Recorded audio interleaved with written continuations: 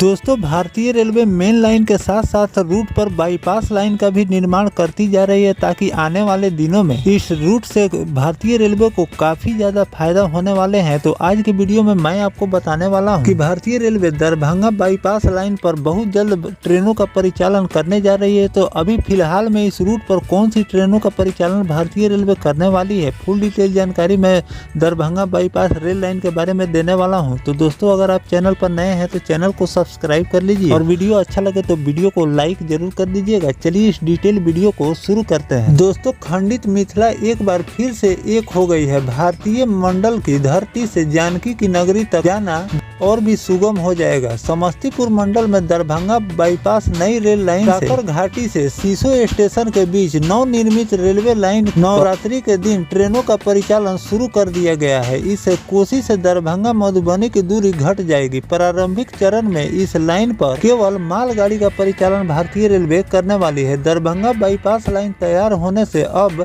रक्सौल, जयनगर, सीतामढ़ी, नरकटियागंज जाने के लिए दरभंगा होकर ट्रेन नहीं खुलेगी। अब रायगढ़ से निर्मली, झंझारपुर सीधे बाईपास लाइन होते हुए ट्रेन जयनगर, नरकटियागंज, सीतामढ़ी के लिए निकल जाएगी। इस बाईपास लाइन पूरी होने से अब कोसी से दरभंगा मधुबनी की दूरी काफी घट जाएगी। इस परियोजना से क्षेत्र में वाणिज्य गतिविधियों को बढ़ावा मिलेगा और माल ढुलाई की प्रक्रिया में भी सुधार होगा। दरभंगा बाईपास लाइन की कुल लंबाई 9.48 किलोमीटर है। इस परियोजना की कुल अनुमानित लागत 253 करोड़ रुपए आई है। बाईपास लाइन के बन जाने से मिथिला और कमला बागमती क्षेत्र के बीच दूरी कम हो जाएगी। वहीं इससे नेपाल सीमा के साथ पूर्वोत्तर के लिए एक वैकल्पिक मार्ग बन जाएंगे। पूर्वोत्तर से कोई भी माल ट्रेन पूर्णिया, फारबिसगंज, रायगढ़, इसके अलावा मधेपुरा, सहरसा, रायगढ़, निर्मली, झंझारपुर के रास्ते सीधे नेपाल और उत्तर रेलवे को भी जोड़ सकेगी। रेल अधिकारियों की माने तो इस परियोजना के मध्य से क्षेत्रीय विकास को प्रोत्साहन मिलेगा और व्यवसायिक गतिविधि में भी तेजी आएगी। वर्तमान में अगर सहरसा, फारबिसगंज से रायगढ़, निर्मली, झंझारपुर होते हुए ट्रेन जयनगर, रक्सौल, नरकटियागंज जाती है तो दरभंगा स्टेशन ट्रेन पहुंचती है और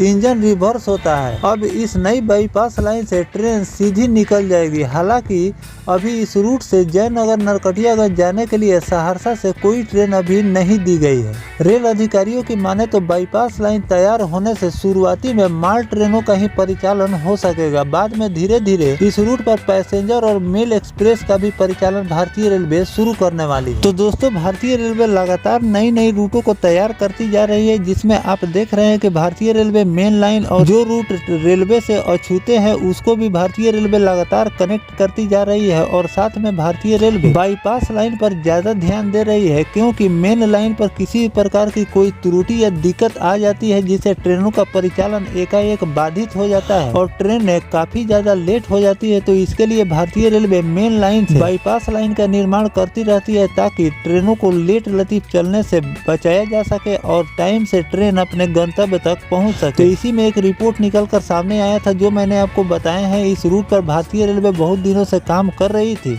और फाइनली इस रूट को भारतीय रेलवे ने पूरी कर लिया है, जिसकी लागत भी मैंने आपको बताई है कि कितनी लागत से इस रूट को भारतीय रेलवे ने तैयार की है। फिलहाल इस रूट पर भारतीय रेलवे माल ट्रेनों का परिचालन कर रही है, क्योंकि नए ट्रैक पर पहले भारतीय रेलवे मालवाहक ट्रेन का ही परिचालन करती है कि किसी प्रकार की अगर कोई दुर्घटना हो तो जान माल की क्षति न हो। और ट्रैक को सही देख लेने के बाद इस रूट पर भारतीय रेलवे माल ट्रेनों के साथ साथ पैसेंजर ट्रेन और मेल एक्सप्रेस का भी परिचालन आपको इस रूट पर बहुत जल्द देखने को मिलने वाले हैं। फिलहाल इस रूट पर माल ट्रेनों का परिचालन भारतीय रेलवे ने शुरू कर दी है और इस रूट से काफी ज्यादा लोगों को फायदा होने वाला है और साथ में माल ढुलाई में भी रेलवे को मदद मिलने वाली। तो दोस्तों, जो भारतीय रेलवे दरभंगा बाईपास लाइन का निर्माण और इस पर परिचालन शुरू की है, इस पर आपकी क्या राय है कमेंट सेक्शन में जरूर बताइएगा। इस पर और कोई अपडेट जब भारतीय रेलवे इस पर पैसेंजर और मेल एक्सप्रेस का परिचालन शुरू करेगी तो वो भी जानकारी मैं आपको लगातार देता रहूंगा। फिलहाल दोस्तों, ये जानकारी आपको कैसा लगा कमेंट सेक्शन में जरूर बताइएगा। मिलते हैं किसी नेक्स्ट टॉपिक कोई नई जानकारी के साथ, तब तक अपने भाई को दीजिए इजाजत। जय हिंद, जय भारत, वंदे मातरम।